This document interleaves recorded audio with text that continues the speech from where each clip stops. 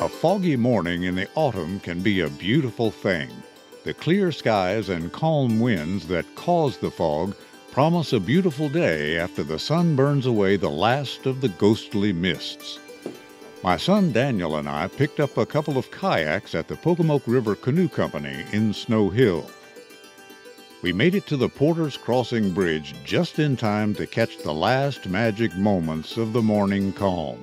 This place is used by hundreds and maybe thousands of people every year to launch their canoes and kayaks to go down the river, and it is just as clean. The grass is worn down a little bit, but there's no trash, no debris laying around. I'm proud of you, Delmarva. My technique might be a little rusty, so it's slow and careful at first, but once in the water, that feeling of being one with the river makes it all worthwhile. Of course, there's the fresh air and there's the exercise, and being in a boat sometimes is just a good thing by itself, but the peace and the quiet is one of the things that makes this thing so special. The river is narrow at first, and nature seems no more than an arm's length away on either side. Somebody has been here opening these little freshwater clams.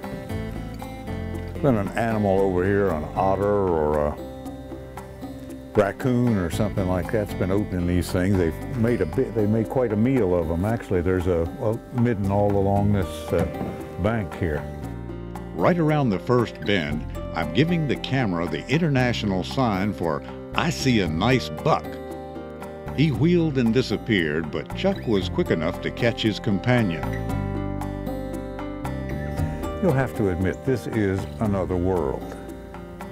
A totally different world from the one you spend all day in every day. The autumn colors. Take a look at this. In front of my kayak, there's a photograph on the surface of the water.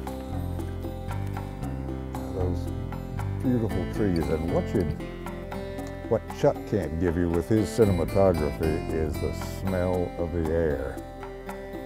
Clean and fresh, but just rich with all kinds of smells from different vegetation. A little pine, a little cypress, and some mud. I just can't get enough of that reflection in the water. It is perfect. It's a big old black mirror. It just kind of doubles the fun because you can see everything from a totally different perspective. At about the midway point in the 2.5-hour journey, the river opens up and the pace quickens. But there are still plenty of jewels to discover along the way that beckon for a brief stop. One thing I'll always look for along the river is rose hips. These little ruby jewels are full of vitamin C. Bald eagles are a common sight these days. And of course the hawks and the herons, this time of year, the ducks are coming down from up north. There are a few resident wood ducks and teal that live in here all year round.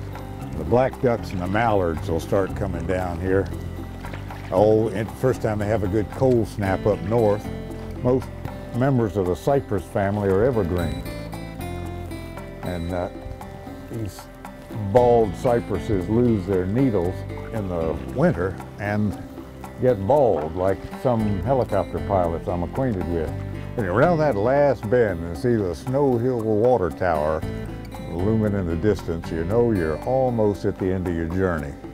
Paddle sports can be enjoyed just about year-round on Delmarva, and each tide and each season brings a whole new experience on each waterway. Oh, perfect thing to do on a perfect day.